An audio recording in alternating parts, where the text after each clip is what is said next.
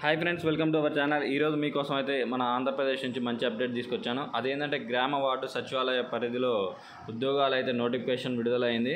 అయితే దీనికి అర్హత 10th క్లాస్ మాత్రమే. చివరి తేదీ అయితే జూలై 19. అయితే ఈ ఉద్యోగాలకైతే ఎలా అప్లై చేసుకోవాలి, ఏంటి, దరఖాస్తు ఫీజు ఏమన్నా ఉన్నదా అనే పూర్తి వివరాలు అయితే మీకు దీని క్వాలిఫికేషన్ ఏంటి, ఎగ్జామ్ ఎలా ఉంటుంది అనే పూర్తి వివరాలు అయితే మీకు ఈ వీడియోలో అందించబోతున్నాను. కాబట్టి చివరి వరకు స్కిప్ చేయకుండా చూడండి. మా ఛానల్ని ఇప్పటి వరకు లైక్ అండ్ సబ్స్క్రైబ్ చేయకపోతే వెంటనే లైక్ అండ్ సబ్స్క్రైబ్ చేయండి.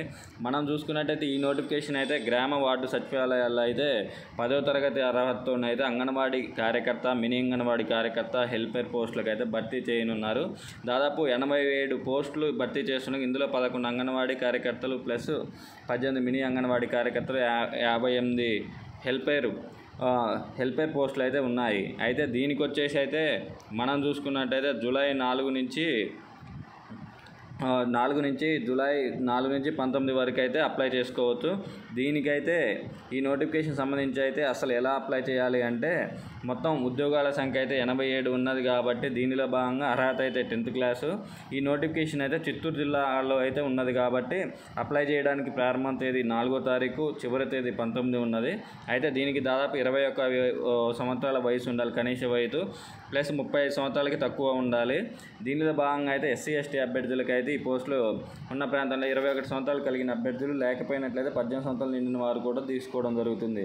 అయితే దీనికి వచ్చేసి అయితే జీతం చూసుకున్నట్టయితే మనం దాదాపు 11,000 నుంచి మొదలవుతున్నది. దాదాపు 30,000 వరకు అయితే ఉంటుంది దీంట్లో.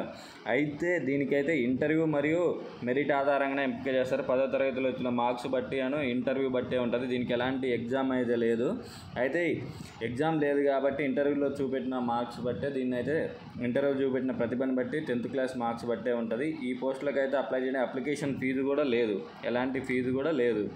కాబట్టి ఈ అప్లికేషన్ అయితే స్వయంగా వెళ్ళి సంబంధిత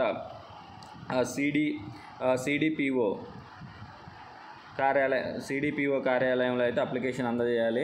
దీన్ని అయితే సంబంధించి అప్లికేషన్ తీసుకొని నింపి అవసరమైన అన్ని రకాల ధృవపత్రాలను అయితే అందజేయాలి. దీనికి కావాల్సిన ధృవపత్రాలు ఏంటి అంటే మనం చూసుకున్నట్టయితే date of birth certificate, caste certificate, 10th class mark sheet, house certificate, నివాస ధృవీకరణ పత్రం, ఒకవేళ ఎవరైనా హ్యాండిక్యాప్డ్ అయితే పిహెచ్డి సర్టిఫికేట్, దానితో పాటు అయితే ఆధార్ కార్డు, రేషన్ కార్డు కావాలి.